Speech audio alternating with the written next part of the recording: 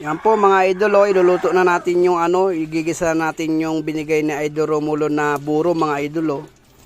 Yan po yung rekado niya mga idol. Oh. Ito po yung binigay niyang buro mga idol. Yan po. May kunting sili mga idol. Yan po mga idol. Oh. Nilagay na natin yung bawang at saka yung kamatis mga idol. Yan po. Yan po mga idol, gigisa muna natin maigi bago natin ilagay yung buro mga idol para siguradong lasang-lasa yung sarap mga idol. Yan mga idol, ikakarga na natin yung buro mga idol. Oh. Yan po yung galing kay Idol Romulo. Yan po yung gawa niyang buro mga idol.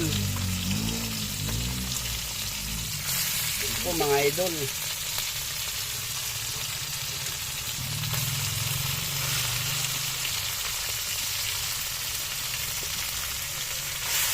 Halo-haloin na natin mga idol. Yan mga idol, gigisa natin mga idol. Oh. Hintayin na lang natin maluto mga idol yung ating buro.